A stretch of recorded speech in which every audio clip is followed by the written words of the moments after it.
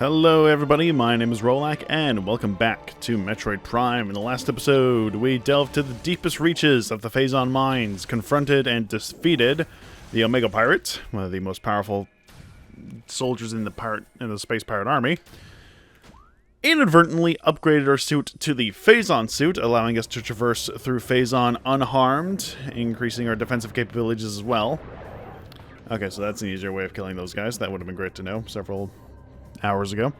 And in today's episode, that was weird. In today's episode, we are nearing the end. We just have to collect a substantial amount of the artifacts, the 3 that are left in the Chozo ruins, and that's what we're going to be doing.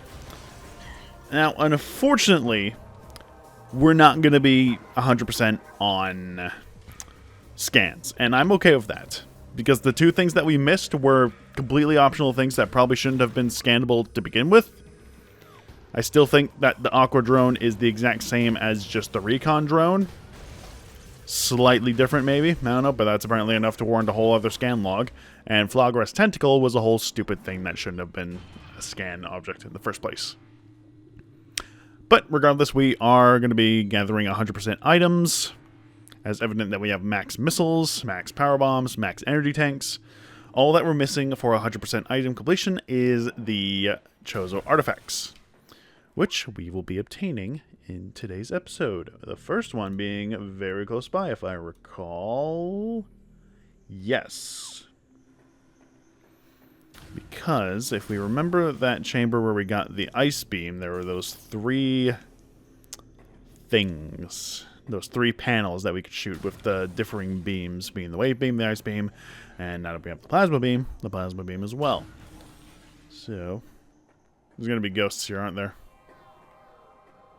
No? Oh, that's surprising. Alright.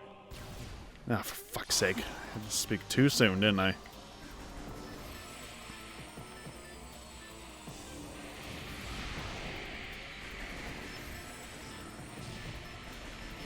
Again, there's no reason to be fighting these guys. We've already killed them before. I've already put them to rest, and yet they still choose to wake up. Where they are.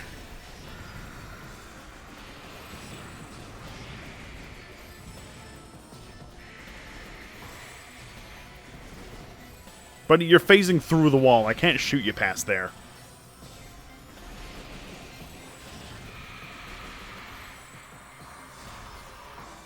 Did I get the last guy? Well, apparently I did. Cool. Alright. With them out of the way. How do we... There we go. Let's shoot that. Hop into here. Activate that. And that just straight up moves the whole damn thing, revealing a secret ice panel. Door panel. Through here, and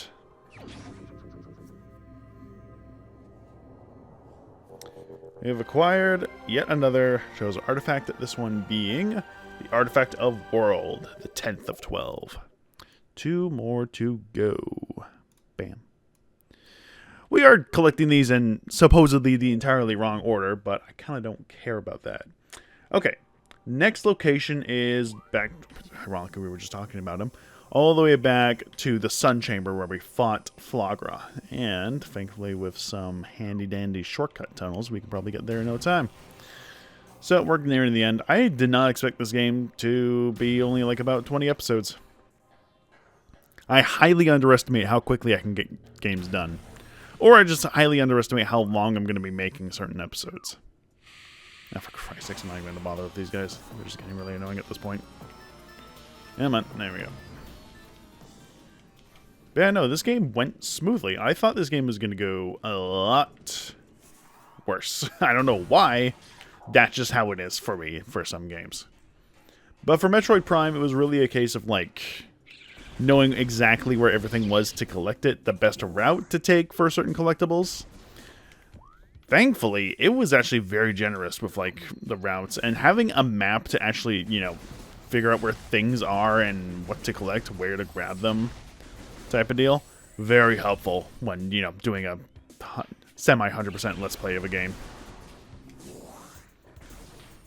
I did. Hey, I used one with Zero Mission. I'm using one here. I'm probably going to use one for the next games as well, which I will be covering. And the unfortunate thing is, I don't think anybody's made another type of map like this. No, for Christ's sakes, you guys are just fucking everywhere. So, and I don't even think the guy... Unfortunately, I tried to look up the guy that made the map and, like, this handy-dandy Google Sheets drive. Google Sheets, like, whole, like, checklist thing. Apparently, he deleted his account on Reddit. Yes, I found it on Reddit. Oh, we didn't need to go back there. No, we couldn't go back there because that way's blocked. So we got to go the long way around. Oh, well. So his account is deleted. Or he got banned. Either or, he no longer exists. So there's no way for me to contact him. But with my handy-dandy, semi-decent understanding of how certain technologies work, I might be able to just make the maps for the rest of the games myself. Who knows? Maybe. To be honest, I could probably just copy and paste it and just kind of edit a bunch of things here and there. It probably cannot be that difficult. It's a Google Sheets drive thing. I can't go that way, can I? No, I gotta go the long, long way around. Well, since we're going to be doing that, we might as well go and grab this one first. Where the sun chamber was. I'm just going to ignore you. Kinda wish we could have gotten this when we got the Wave Buster, but, you know, didn't have the right upgrades and all that. All that jazz, which I think is still a little stupid. These guys needed to pick a place to land. They just keep landing right on top of me. Really? Here? Why? Can I just go about in peace, guys? Like, I'm really not doing anything to bother you. I'm sorry the space pirates fucked up everything in your home, but I am doing nothing to antagonize you. I'm here to save you guys. And here you are just being assholes about it. God damn. Y'all are just being annoying at this point. Okay.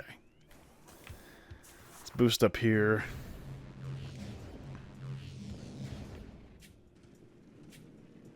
Should you look at a map to play through this entirety of the game? If you want to just gather everything, definitely look up information. Probably don't use this entire checklist thing through your first playthrough. Just give it your own kind of, like, have at it yourself. I mean, what the fuck am I saying? You're watching a Let's Play. You're 20 episodes into a Let's Play at this point, so you know where everything is at this point. Question is, can you remember it? The thing is, because I've watched several Let's Plays, gameplay footages of a bunch of different games. I've played through games. I can't remember shit for half of the time that I'm playing through a game on my channel. This one is the Artifact of a Life Giver, the 5th of 12. One more to go. And we are all set. Like, you saw how messed up I got on certain games. I can't recall exactly. There's never been a time. I think the only one that I've actually, like, gone through 100% without needing to check anything was Mario 64 or Banjo-Kazooie, because I just know those games so well. But there's still certain games. These guys do not need to respawn every time I re-enter the room. Like, it is so pointless to cause these guys to respawn. Same with the Scarabs. We don't need to have them to respawn. They're just an obstacle enemy. They're not even dangerous. They deal very minor damage and are more or less just annoyance. A slight hindrance. The only downside to encountering a Scarab is that I have to waste a missile to blow them all up, but I still get the missile back anyway and, like, replenish all my other stuffs. The Scarabs are better at replenishing your supply than your ship. It's faster, is what I'm mostly getting at. I mean, and I get I get why they keep respawning enemies, is so that you can get them in the scan log in case you miss them. But in that case, why not just do that for every single enemy and not have any missable enemies whatsoever? Aquadrone. Let me be real, there is no reason that thing should not have popped up in any other location. God, those things are loud. There is no reason the Aquadrones should not have not popped up in any other location. It doesn't make any sense. To me, at least. I just still think it's really stupid. And I also just think it's stupid that a Flogger tentacle was something that you need to scan. Why was it something that we needed to scan? It's a part of the boss. I shouldn't have to scan a separate thing. Oh god, I'm gonna hate Prime 2 because there's so many more missable things in that game. Ugh. And the majority of them are with bosses as well. I'm pretty sure there's a boss in Metroid Prime 2 where... This is not... No, we're getting close. There's a boss in Metroid Prime Echoes where I'm pretty sure there's like 5 different things you can scan. Wait, what the fuck is this? What? Have I never been here? What the fuck? Okay, hang on.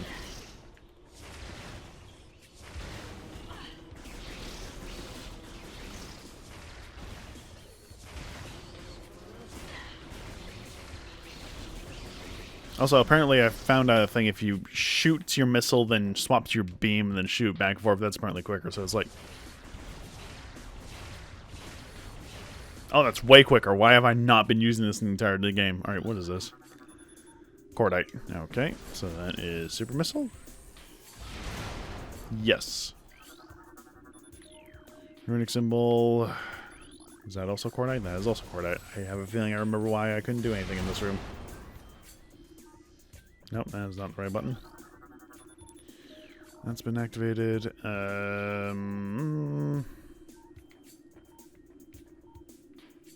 So where are the other symbols? Do not tell me they're up there.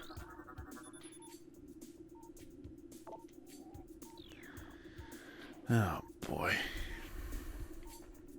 Please tell me they're just like on the pillar or something. Are you kidding me? Where? What?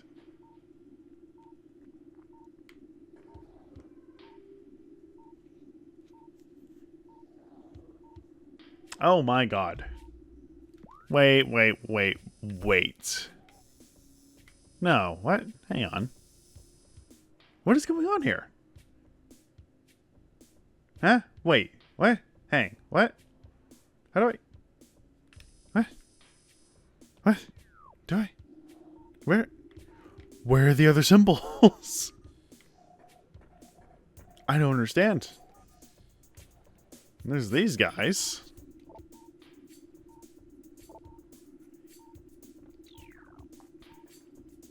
I've never been through this. What is going on? Okay, something's not adding up here. So apparently I'm kind of stupid. And I don't notice the... Oh my fucking god, they're right there. Holy shit, I am really dumb.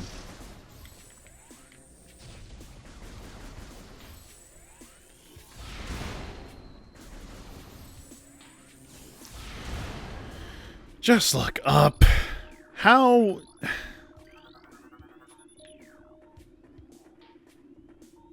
Just didn't look up. Did not look up.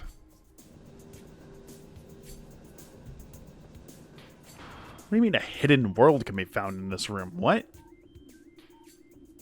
Excuse me? Traveling outside of the boundaries by jumping on some elements that were not designed. What? Okay, I'm not even gonna fucking indulge that. That's just some sequence breaking stuff. Oh, God. Deal with these guys because they're invulnerable. There we go. Oh, and these blocks are destructible. What? Huh? How does... Oh, spooky, a ghost. We've never seen them before. Have we been through here? We must have, right? We must have. This is the exit we went through when we defeated Flogger, wasn't it? I don't know. Okay. This one we actually have to defeat the ghosts, so we can't ignore them, unfortunately. But luckily they only take 2 super missiles to kill, so we don't even really have to worry about them.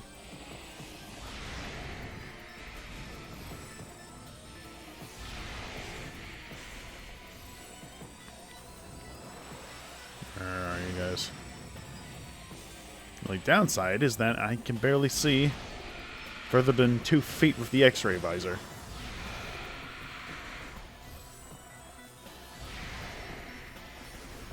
And they keep phasing through the goddamn walls. Oh my god, and they can't stay still for the life of them. There we go. And then the broom just fucking appears. Oh, and now it goes away. Now it goes away. Because that makes perfect sense as to why... I don't... I don't get it. I don't understand. It's irritating. Very irritating. I don't get it. But the Artifact of Wild, the 4th of 12.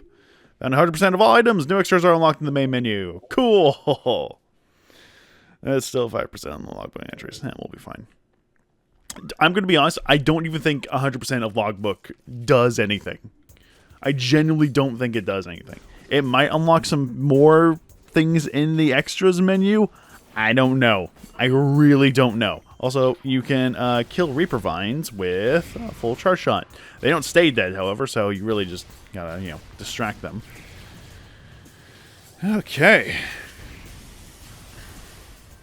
La-di-da, we are pretty much done with the game. But unfortunately, this episode took like fucking 20 minutes to do. But we can still do something real quick. In fact, we can probably just go and hand in all the artifacts and stuff. So let's go and do that. These fucking ghosts need to chill the hell out. Why are they still active? I genuinely don't understand the purpose of them constantly respawning. Like, I get enemies that respawn, but just... we're done. We don't have to fight them anymore. There was no point in fighting them to begin with. They're just pointless enemies that are just used as a distraction. Waste your ammo and time. Really? Okay.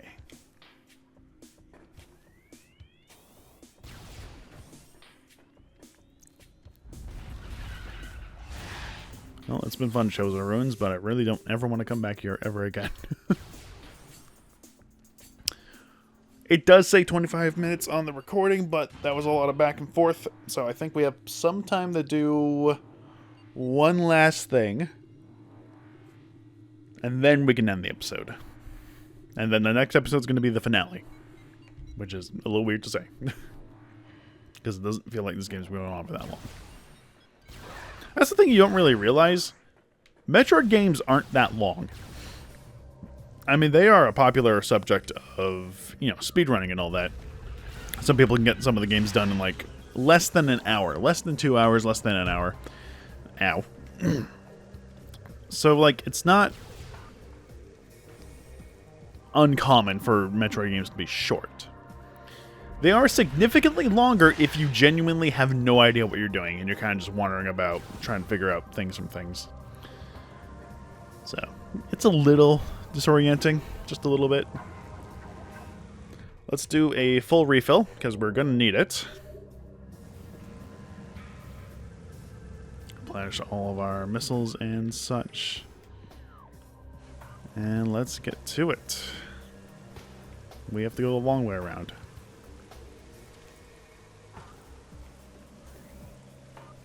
Also, it kind of feels just kind of sudden that we're just already here at the end. Like, you know what I mean? Like, oh, hey, we got the Phazon Suit. Okay, you're going to use it for a minimum of, like, like an hour more of game. You've been stuck with the gravity and Varia suit for the entirety of the game. That's it. Also, is this... So, this is pirate lore. I guess that's just the hologram used for the description of it. I don't know. It's weird. Alright. Cradle. Apparently there's an enemy somewhere that we haven't scanned just yet. That's coming very soon. But we'll find it soon enough. Alright.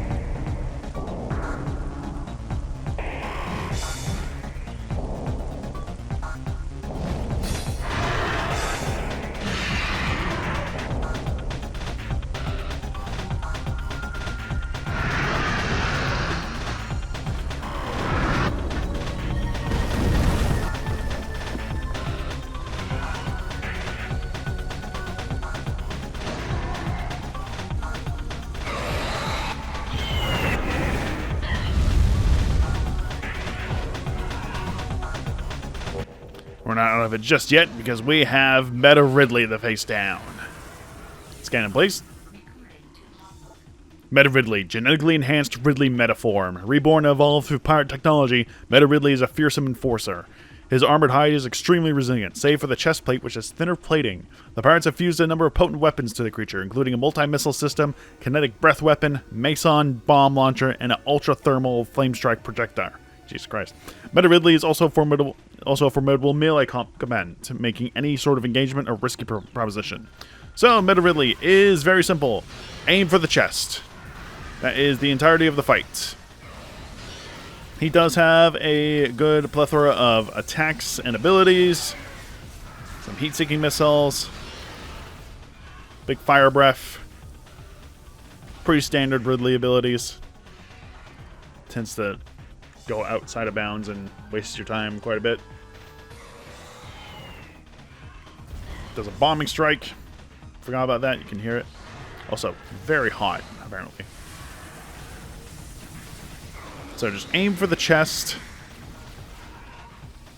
Plasma beam seems to be doing just fine, but super missiles can probably do a little better. So let's see if we can try that next time he's standing still. Mainly want to go for a strike at him when he's standing perfectly still. He's mostly just sending the bombs to the center of the stage, so you don't have to worry too much about getting hit.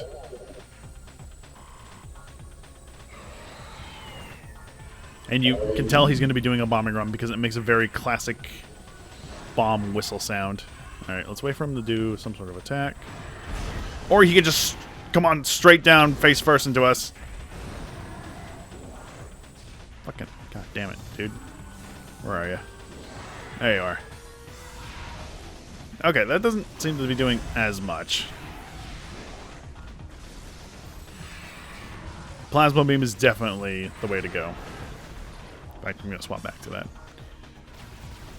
Not too sure about the other weapon combos, but this seems to be doing just fine of a job. Kick-ass fight, by the way. Also weird that Ridley kind of just like disappeared for the entirety of the game. Ow! Okay, now he's going to become combining his beam attacks with the bombing run. Yeah, Ridley kind of just disappeared after the beginning. We did see him that one time in Phazon Drifts, but really wasn't brought up ever again. Come on, buddy. There you are. Sweeping strike of his breath there. He likes to just roar and not really do a lot, it seems.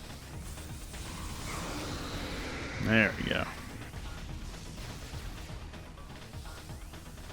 He's going to do yet another bombing run. Seems to be the main method of attacking, it seems. Oh, you can see the bombs he's dropping. Okay, I guess that's better than just keeping him locked onto him. Ow, okay, maybe it's not too easy to see them, actually. Alright. Just gonna go back on the ground, do a little shockwave, do a little roar. Not really doing anything super dangerous.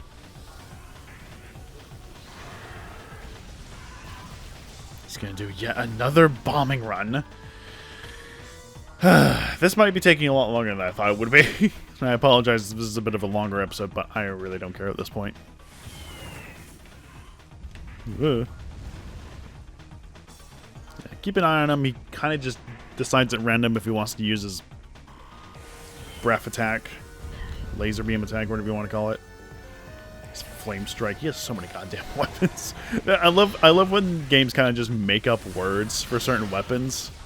Because I don't... What is it? What was it? It was, No, come here. No, I should be damaging him. I'll wait for him to get closer. Oh, or we can just do that.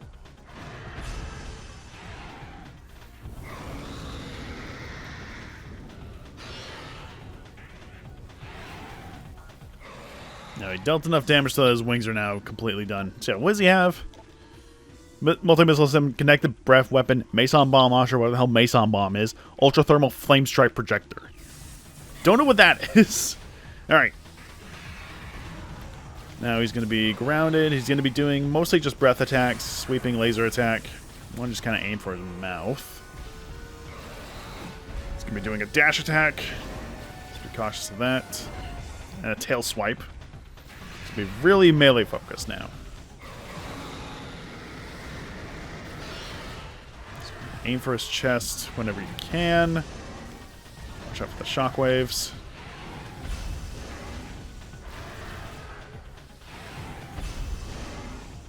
Also, I'm just going to say this. As a person that's never played Metroid Prime growing up and played Smash Bros. Brawl first, I never really, for some reason, I never really got a good look at Metal Ridley. I always thought the entirety of his body was metal and that he didn't have little flesh bits here and there. I always thought his head was completely metal. But no, he's got a little bit of skin on the top of his head. Maybe missiles are a little better. Back away from him. He's going to then do a tail swipe. So he'll reel up his fist. That's going to be his indication for his dash attack. Then immediately he's going to do a tail swipe. So just kind of dodge out of the way. Or just keep away from him.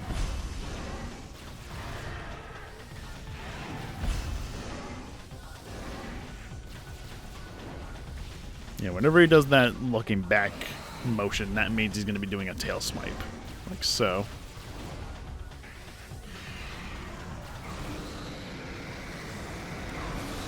Go. There we go. Now we're getting some damage dealt. Mainly want to aim for his mouth when it's open, because otherwise we're not going to be doing a lot of stun damage to him. Ow, okay, that didn't work. Oh, and he just goes for a claw swipe instead. Okay. Okay, don't try to shoot him while his mouth is open as he's about to charge. And apparently he's going to be doing the charge a lot now for some reason.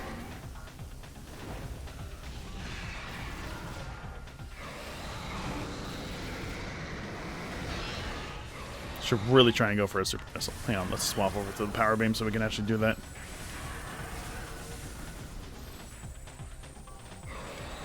Dodge out of the way.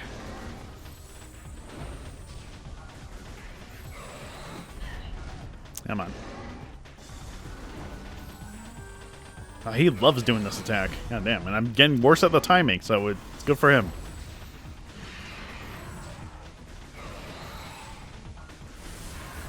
Apparently I'm just not...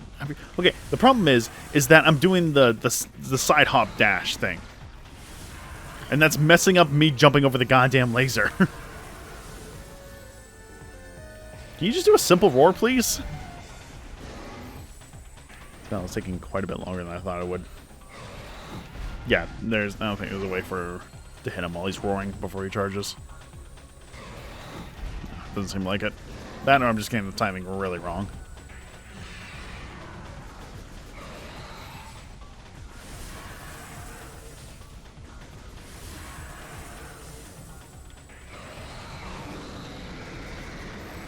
Come on.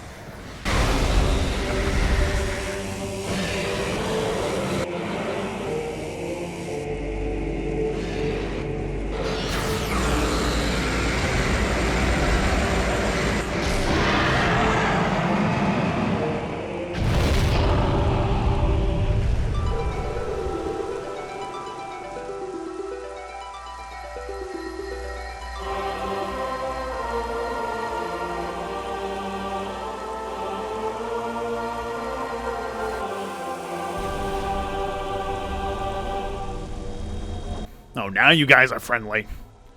And don't worry, he'll be back. All right, that is that. So that's pretty much going to be the episode, because we've been going on for almost 40 minutes. That was a long-ass boss fight. We've collected everything in the game. There is nothing left for us except to go down into the impact crater, which we will be doing next time. See you guys then.